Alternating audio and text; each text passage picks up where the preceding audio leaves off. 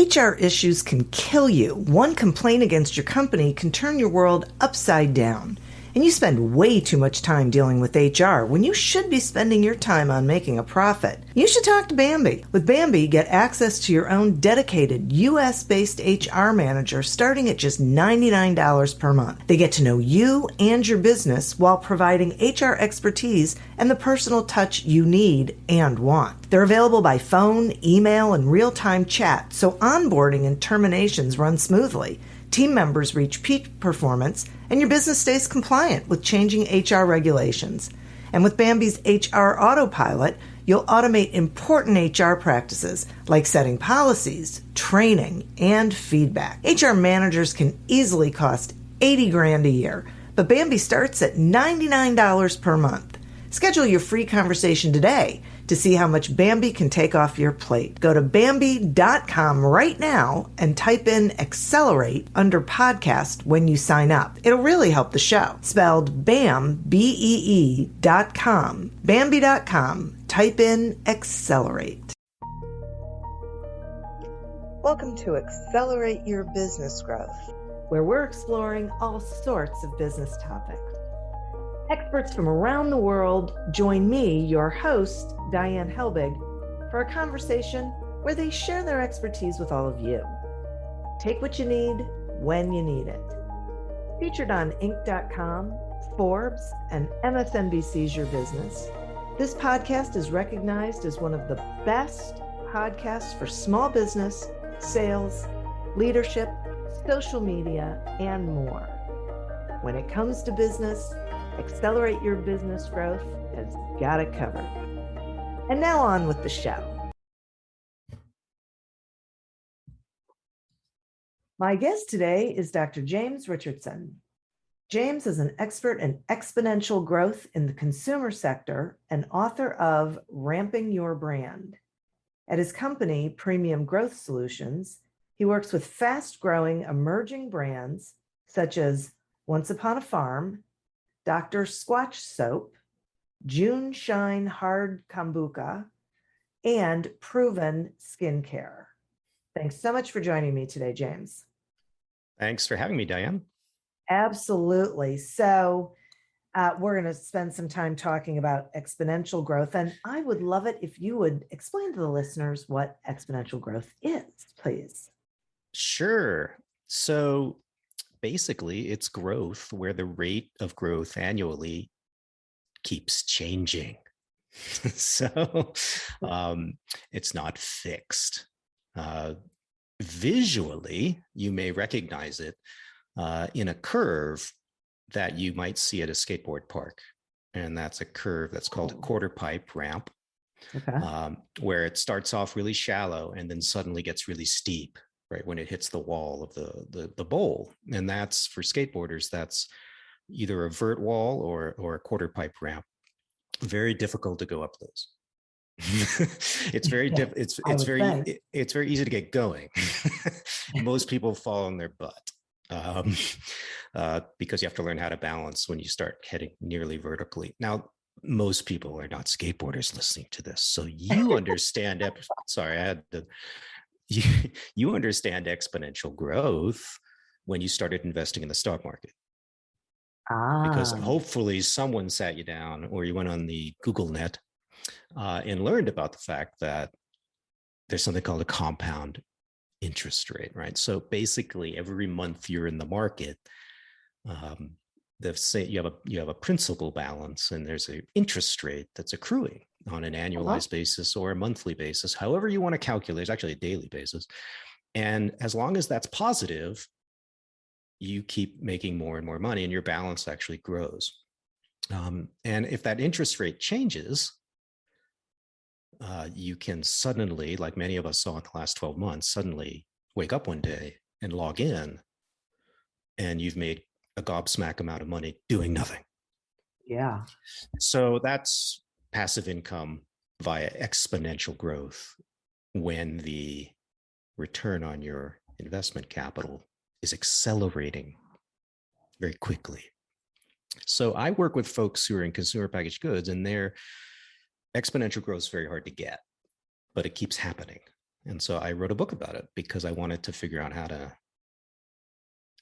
to make this, how to share a mental model for pursuing this more rationally than just sort of praying. Which is not a strategy. No, not really. But the final thing I'd say about exponential growth definitionally, and it's probably the most important, is that when you run a business according to an exponential growth strategy, and yes, you can sort of plot this out, the scale of your business is going to stay really small in the first several years. And so it will appear to others that you're failing. Really? It's sort of like the skateboarder who's on the lower part of that quarter pipe ramp. That's not that challenging. Yeah. If you can roll on a skateboard, you can make it up that because the incline's low. What happens is all the money gets created at the back half of the curve, and it gets created amazingly fast. So fast that people go from, oh, it's so sad, I know, oh, yeah, it's business, to, oh my God, how do I get a piece? Literally in a matter of like a year or two, it'll happen that fast. Wow. And so it's a great strategy if you're like my clients, you're David versus the Frito-Lay Goliath. Right. Who just mocks you every day when they wake up. Yeah. Yeah. Whether they mean to or not, but they're doing it. Right. Yeah. I mean, what else can they do? So, yeah. So it's a great strategy if you are doing something relatively innovative that right now most people would look at and go, yeah, I don't want to drink kombucha. It tastes like someone liquefied Sour Patch. Yeah. Like, I don't want to drink that. Right. So it's not interesting. But tomorrow, or maybe in a few years, it might be something that's now really, really cool.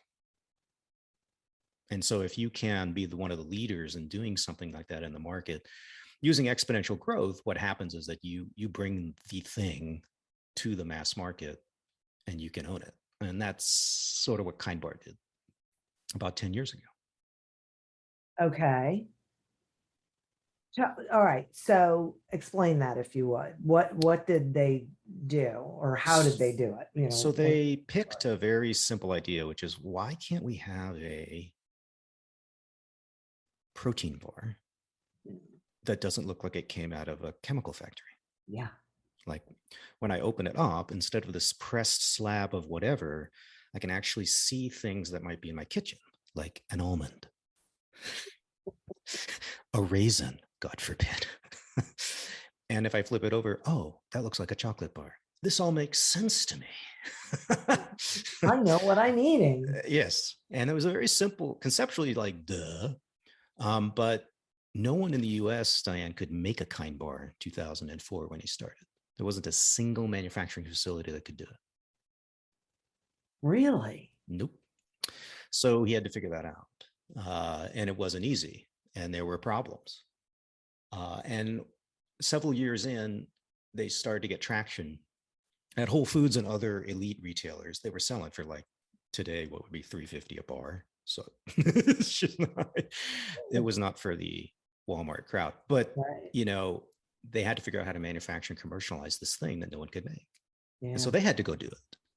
And this created a barrier to scaling, right? It created what I call a natural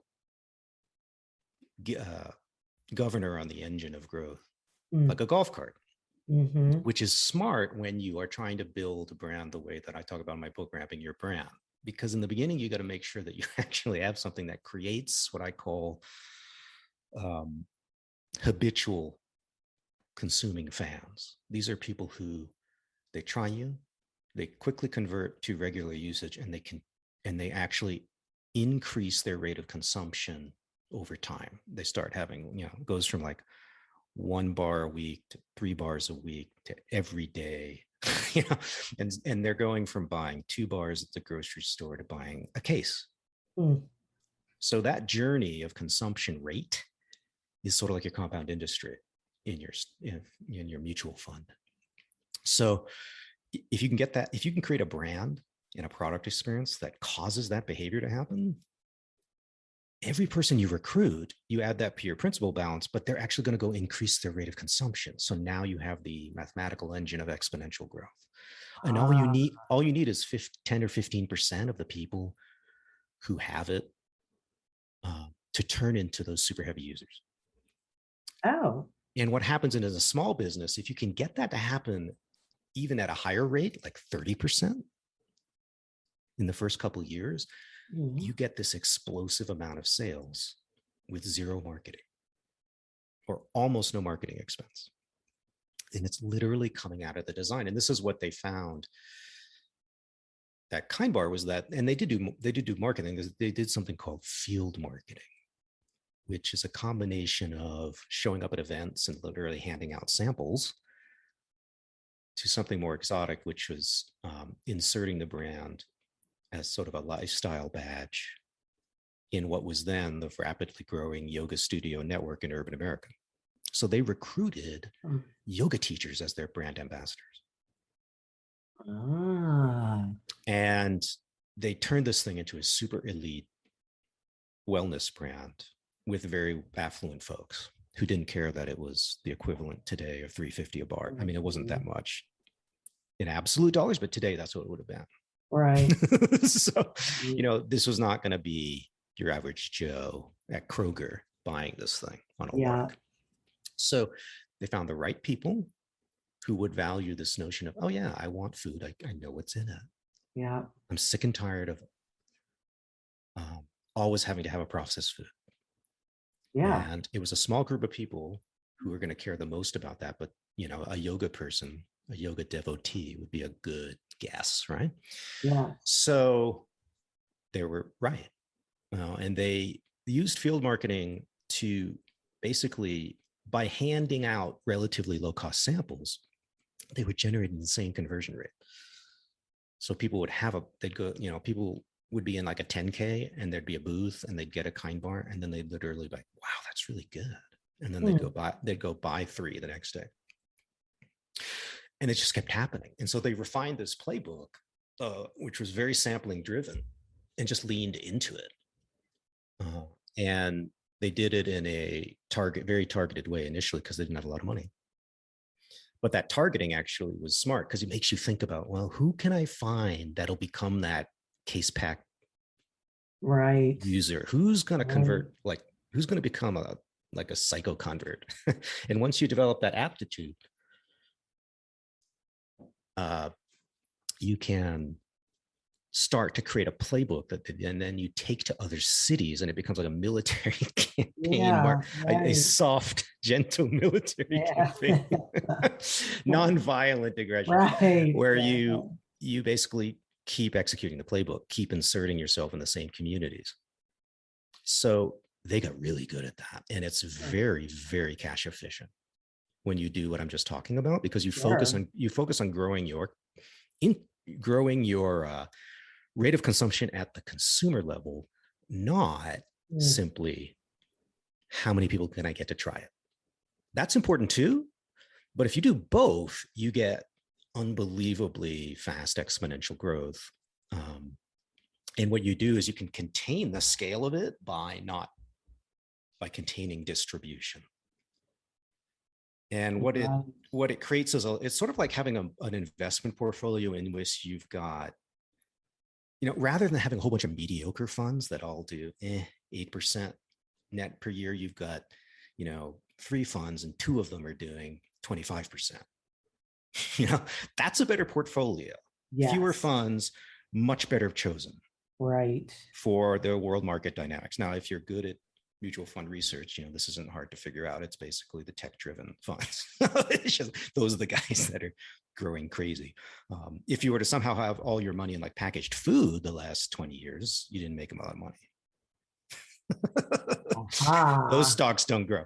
But the mutual fund and everything was set up to allow the amateur to get access to that kind of cleverness. Exactly. But what my clients do is they go create. And in Kind Bar's case, they started in New York, the tri-state area, and they just built this thing. There's another case that's very similar, Vitamin Water. It's older.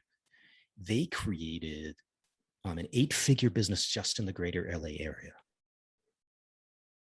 by driving around town in the early 2000s in what they called hydrology vans. They were like branded vitamin water hydrology van. And they had like beer taps on the outside, and they would literally give you samples. They would hand you cups of fresh, quote unquote, vitamin water right out of this van, and they would just whoop it up with attractive people. You know they do. Yeah. And they just created a lot of buzz. Those can be expensive techniques or relatively inexpensive. I've seen people bootstrap that kind of stuff, and people overspend, but it actually isn't that expensive a technique. It's to get out there and press the flesh. Right. Basically. So that's one way to do it. Hard during the pandemic, obviously, but that will come back in various forms. So yeah, it's a form of growth that's very exhausting though. So, because I haven't met anybody who can pull it off without, that's not really true, actually. There's a couple brands I know that just had unbelievable products. And so they created all this word of mouth. And they created very, very high, what they call repeat purchase rates. And if you can get usually a brand that generates like really fanatically higher levels of repeat, like 80% of first-time triers buy it again. Wow. That's like super high. It does happen, right? If you get something that high, you usually have a product that is so good competitively that it's going to generate those psycho heavy users I'm talking about, who will start off having like 1 pack of hummus a week, and then 3, and then 4. So it's just, it's a thing. Yeah, that's crazy. Whether you're a seasoned designer or a total novice, with Visme, you can create engaging, dynamic, branded content that makes people ask, how did you do that? Visit tinyurl.com/seesvisme to explore. If you're a small business owner or salesperson who struggles with getting the sales results you're looking for, grab a copy of Succeed Without Selling on Amazon and wherever books are sold. And if you haven't seen all Audible.com has to offer, you don't know what you're missing. Sign up for a free trial at audibletrial.com/businessgrowth. So, what is over innovating? So over innovating is what happens when we, in my world, when you think of it too hard. And in the amateur context, which is most of the people who create a food or beverage, they're not actually from the big companies, right? They're David in the biblical frame. Yeah. They often create something that's super geeky because they're the geek, right? So maybe they're a nutrition geek, super into alternative nutrition. They probably are a yoga teacher, someone living in this interesting but otherwise marginal world subculture of America, and they develop a solution or a food that appeals to them. If you were to go to some of the trade shows that are starting to reopen, but have been around for 20 years in natural products, for example, there's been products with turmeric for like 20 years at those shows. There's like at least 10 guys with a turmeric something. It is like not new at all, like in that subculture of alternative medicine. Yeah. But no one's been able to scale anything with turmeric as sort of the big symbolic ingredient, even when they put it in the brand name, because it sounds weird. No one knows how to pronounce it, for one. So most of the problem with over innovating is that people get enamored with weird and obscure things, usually ingredients, Diane. And so, and then they might add some more, right? Because they're like, well, I'm an expert. I'm a naturopath, for example, say that. So I actually know a lot about supplements. So if I could create a beverage that could have some ashwagandha and some turmeric, and I just pile on the weird after weird after weird, and suddenly it's like this inscrutable, it's almost like a textbook in alternative medicine. It's not anything that anybody can understand. Right. So over the classic over innovation is a geeky product made by a geek for themselves. Yeah. And no one can figure it out. It's sort of like the three awful letters after my name. I wrote a 470-page book essentially to get those three letters. And there aren't that many people in the US who could even understand said book. So like, I don't know what use it was. I actually just got an email like 6 months ago from someone in Germany who found it online. Hallelujah. That's the first person who ever contacted me. Wow. So that's what a dissertation is, right? It's the same thing. Yeah.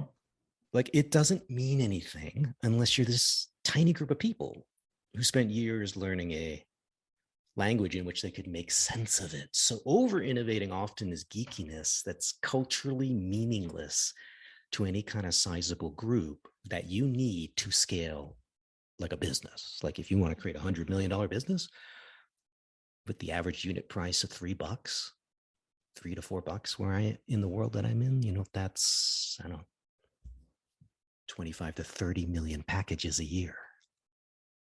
So you're going to have an audience of at least 1 to 2 million people.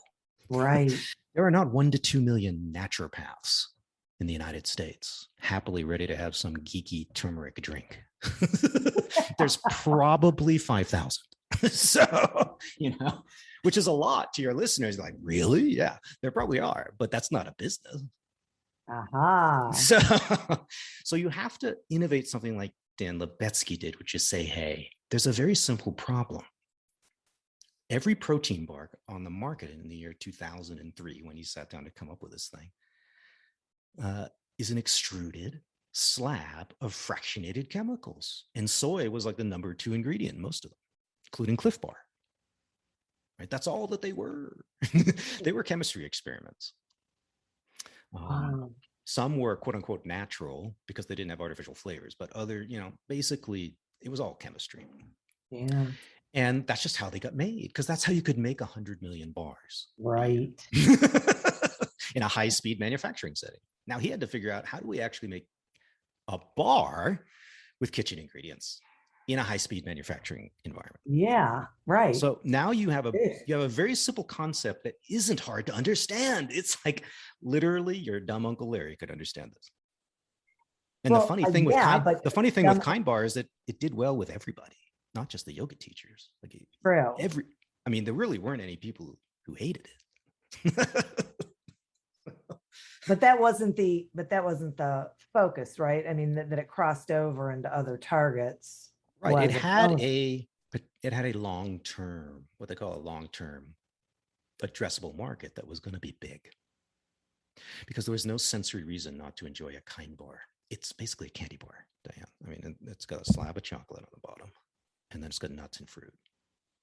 It's the healthiest candy bar. I don't understand how that's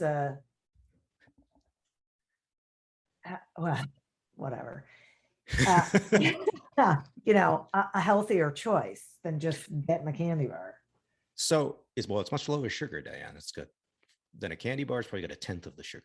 So that dark chocolate layer, it feels good in your mouth, but it's actually not putting a lot of sugar in your body. So actually the nutritionals were way ahead of their time, actually, when they launched it. And he didn't even have that agenda. His agenda was like, it was not like some low sugar play. But that's what it ended up becoming. And it's one of the reasons that it took off. So there was a much larger group. There was this group of what I would call somewhat sanctimonious yoga practitioners in urban America who were like, wanted to tell their girlfriends that they paid $350 for this cool little bar that looks so cute in a beautiful little clear package. Sort of like a Voss water bottle. It was just sexy to have around, right? That was the initial group. But what actually drove this thing was, once it got into distribution, more ordinary people flipped it over and realized there was no sugar in it relative to even a Cliff Bar, and certainly relative to other bars. And it started to gain an audience of folks who wanted to have low sugar snacks, but they didn't want to have them full of bad chemicals. And that audience is what grew over the life of that business really fast. And that ended up being the really big audience. That's the tens of that, 20, 30, 40 million people are at play there. That's a large audience to build a substantial business. I mean, now you'll find Kind Bar at the dollar store. So it's like literally it's literally become a candy bar alternative. Okay, but is that part of how exponential growth happens, that through innovation, more people, if it turns out that there's a bigger audience for it, a product? What's going on is usually there is something you could call it the DNA of the original product.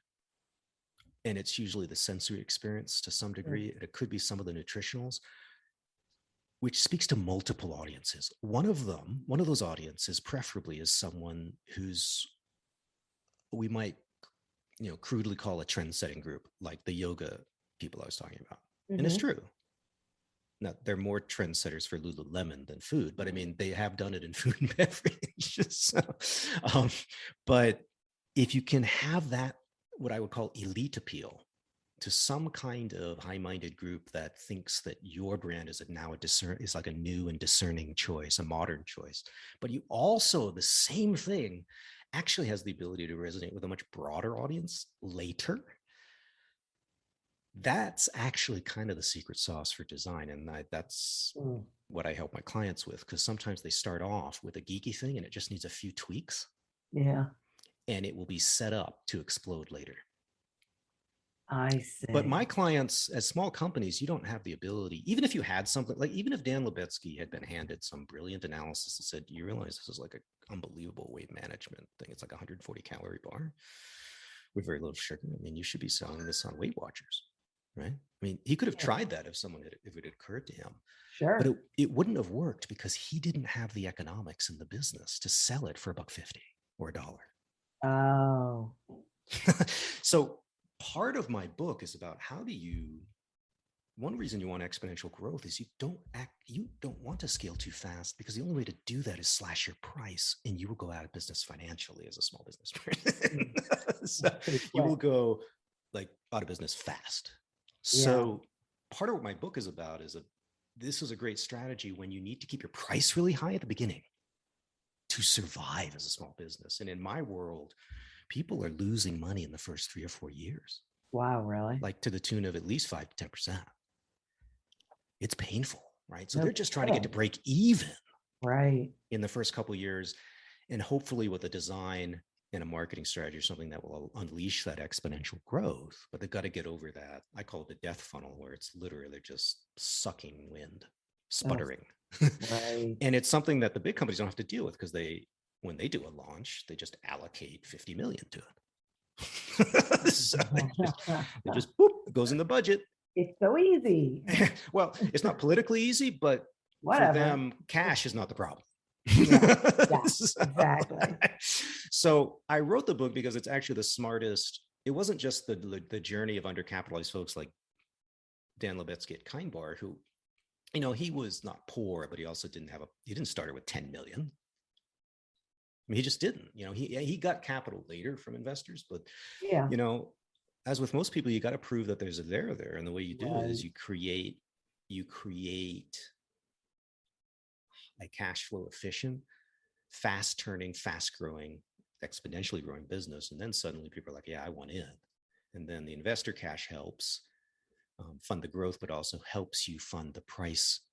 What I call price relaxation, allows you to relax that price. And the weird thing about my industry, it's fascinating to me because I'm an anthropologist. So I was trained in the study of symbols and meaning, right? And that's a lot of what I do, right? Like, how do we find symbols that will attract cool people, but also be ones that can go mainstream later with a bigger audience? That's not so easy, but I would think. But the reality is price is so powerful, like sociologically. Yeah. Very small changes in price in some categories in the grocery store have enormous effects on sell-through. Especially if your brand has built some awareness. So, for example, there are people who they'd seen Kind Bar and they'd had it, but they were like, oh, I can't afford that. Right. I can't keep having that. And so they literally waited, Diane. So no, seriously. And it would have been like years of in-store advertising. They'd seen it. They're like, God, that looks really good, but I'm not going to pay $3. And that's usually that larger group. And eventually when you get down to like 250, 225, suddenly they're in. And so that's part of the strategy too for exponential growth, is pacing that pricing so that you're you're high enough to attract the most gonzo motivated, who usually become heavy users really fast. And then you can finance your price relaxation so that you can get to that next audience who's not as motivated, but they will for, if you just slash the price like 30%, they're in. And then there's another group, the Walmart crowd, if you cut it in half, they're in. But you have to be able to produce it for far less. But you can't just start. You can't, when you're a new brand and no one knows you can't just show up at like Kroger and slash your price. Right.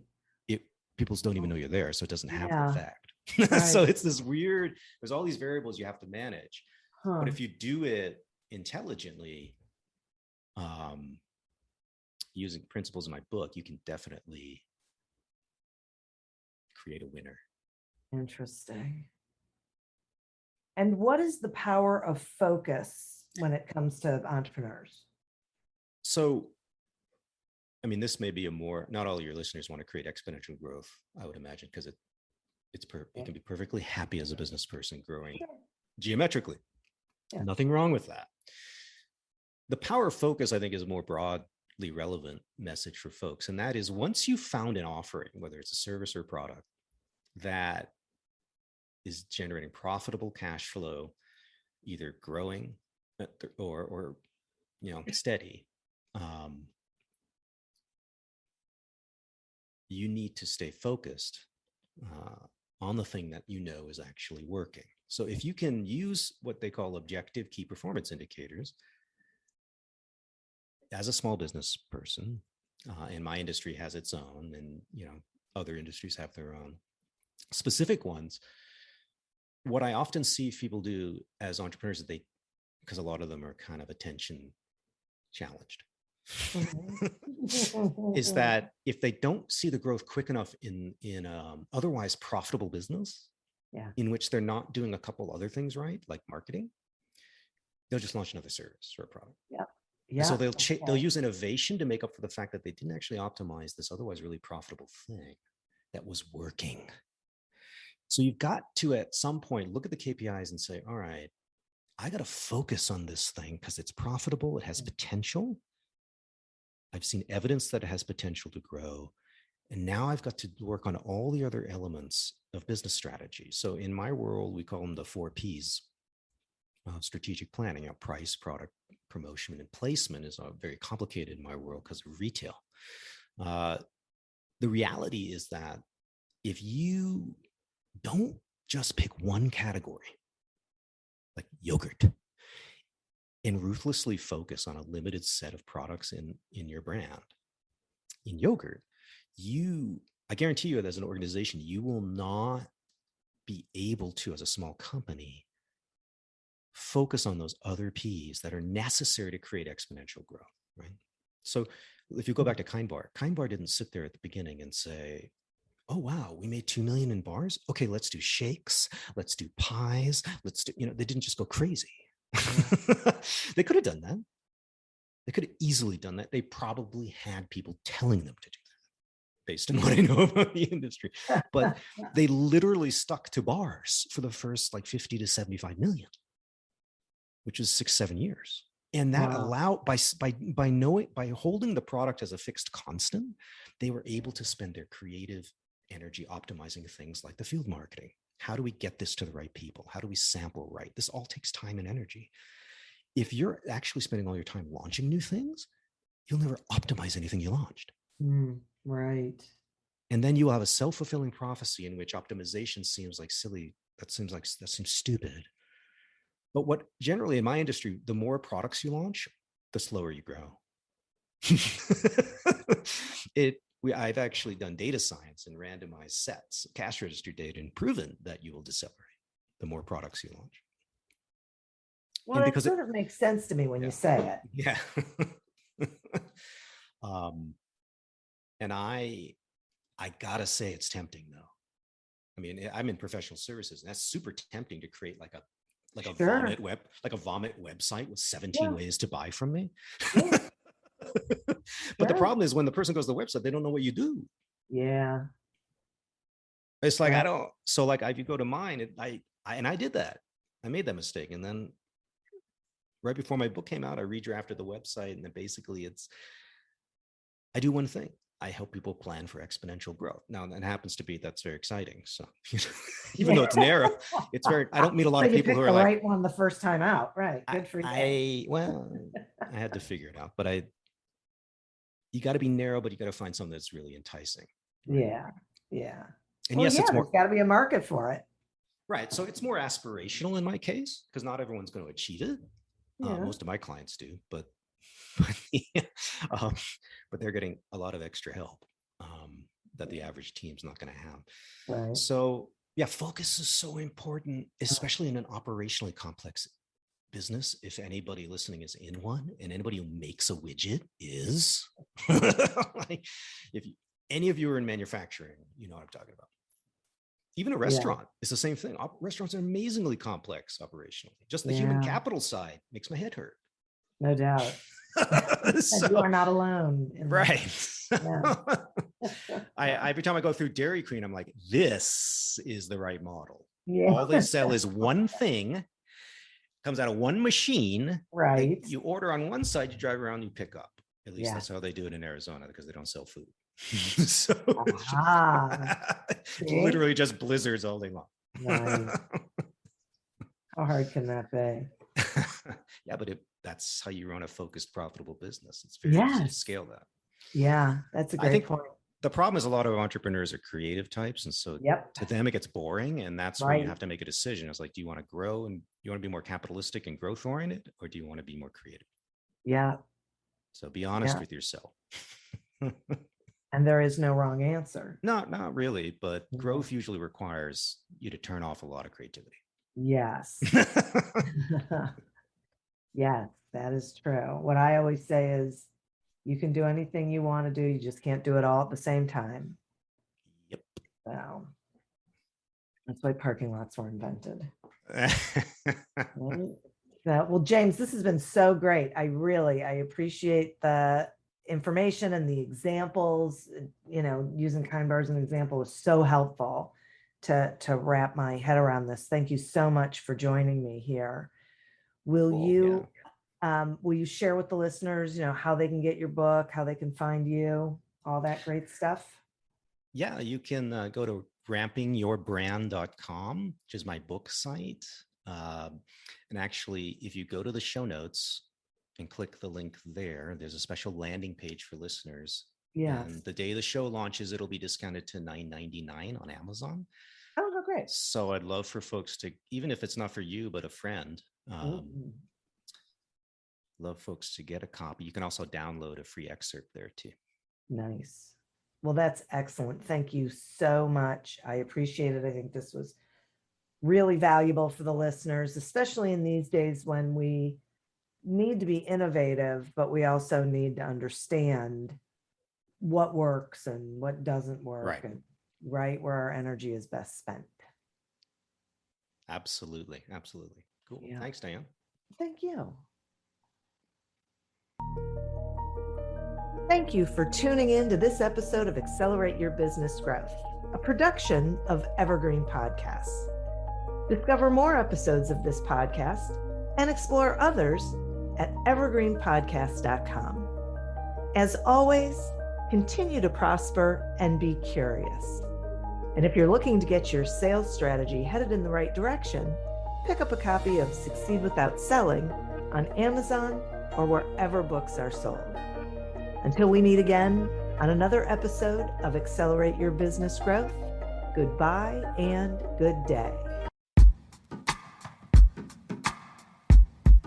The Jim Stroud Podcast explores the discoveries and trends forming the future of our lives.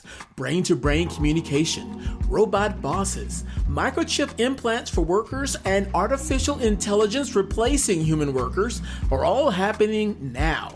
If you want to know what's happening next, subscribe now to the Jim Stroud Podcast.